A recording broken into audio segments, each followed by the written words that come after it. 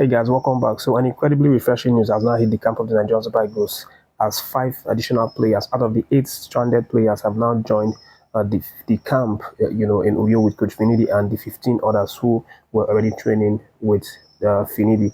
And these players include the likes of Semi Ajayi, Bright Osei Samuel, Kevin Bassi, Frank Onyeka, and Paul Onachu. So these 5 guys actually were flown from Lagos Airport, where they were initially stranded because of the striking situation. We talked about that. They've now been flown to the Uyo camp through a private jet that was organized by NFF. Of course, I mentioned in the last video that NFF were looking for other alternatives that would enable them transport these players, and apparently they got a help from an unknown source who provided them with a private jet. And the remaining players at this moment remains Iwobi, Alex Iwobi, Okoye, and then the likes of Ademola Lukman. These players reportedly were not in Lagos Airport when this private jet went to carry the rest of these 5 players that have now showed up in camp because they are still not in the country at this moment. That's the report, because if they were at the same location with these 5 guys, they would have carried everybody along. So that begs the question, where is Alex Iwobi?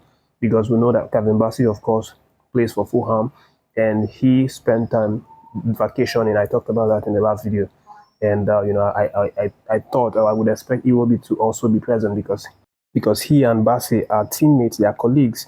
And if Bassi is available, and I don't see why Iwobi cannot be available. But again, these guys have different lives to live. They have different reasons why they are not available, or why they are available. For example, Nathan Taylor pulled out because he had some family issues that he needed to deal with, which right now has been confirmed because the initial claim, or the initial rumor spreading, was that he might have had a falling out with Coach Finidi, but as it stands right now, the truth is that there wasn't any falling out whatsoever. He had to pull out because of some personal family reasons, and Finidi actually gave him his full support to withdraw from that one. But again, I'm definitely sure that we'll get to hear from these guys in the next couple of hours that they've arrived in Uyo camp.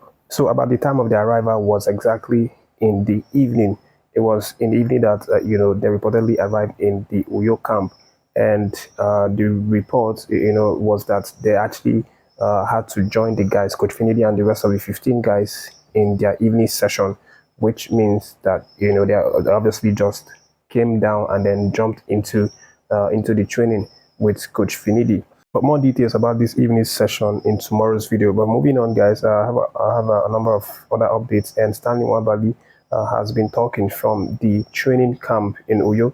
And the young man, as I said, talked about what it means for him to actually qualify and play in the World Cup. Stanley Nwabali said that, in fact, it's a dream.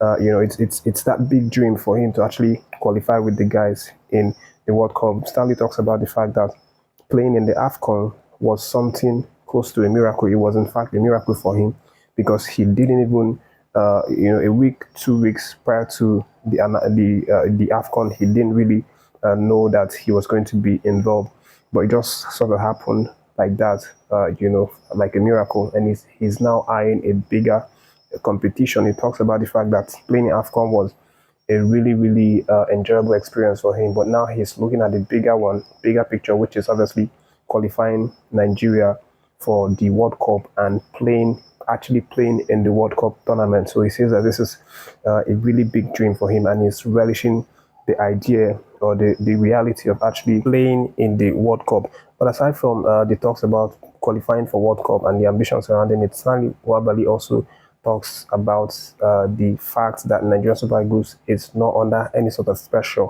as they prepare to face South Africa this Friday.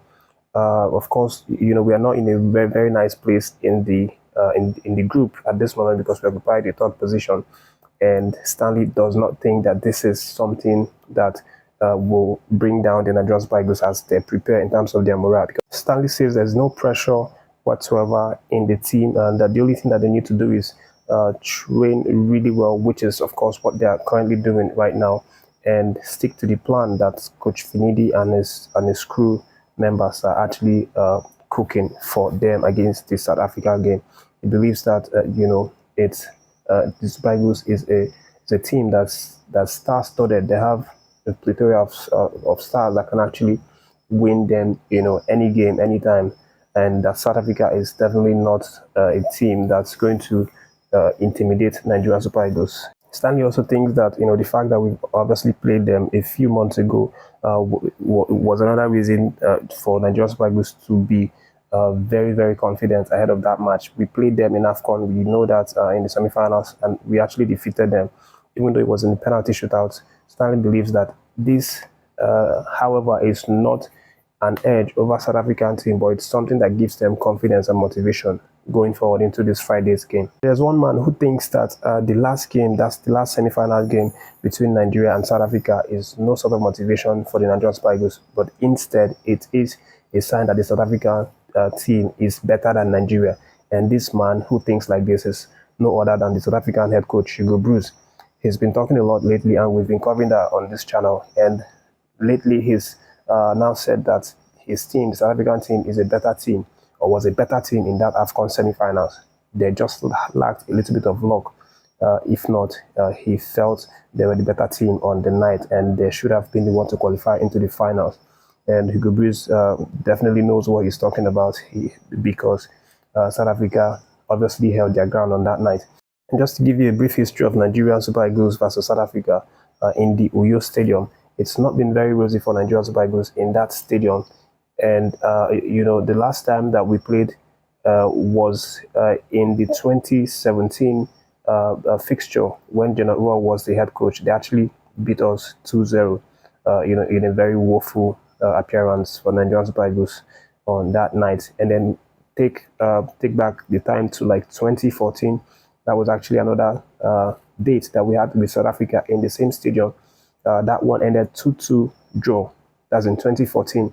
And that result wasn't really good for us at that period, because it made us lose out, or it knocked us out from qualifying for the 2015 AFCON. So you'd see that there's a good chance that the South African head coach, has his bragging right. He knows what he's talking about. He has seen the history and known that South Africa obviously knows how to play us, even in our home soil. But if this points to anything, is the fact that this is definitely a chance for we to get one back on South Africa, especially given the fact that what is at stake here, that's the World Cup qualification for 2026, is something that should really ginger the boys to get this one, plus the fact that we will be playing in front of our crowd and would have a record supporters for that one.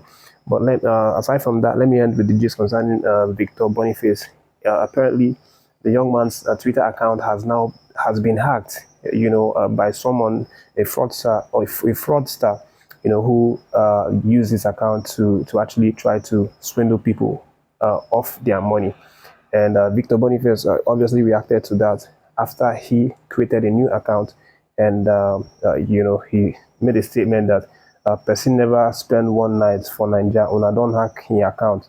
But the good news is that the guy that actually hacked the account, he tried to swindle people off their money to invest in some certain businesses that he proffered to them.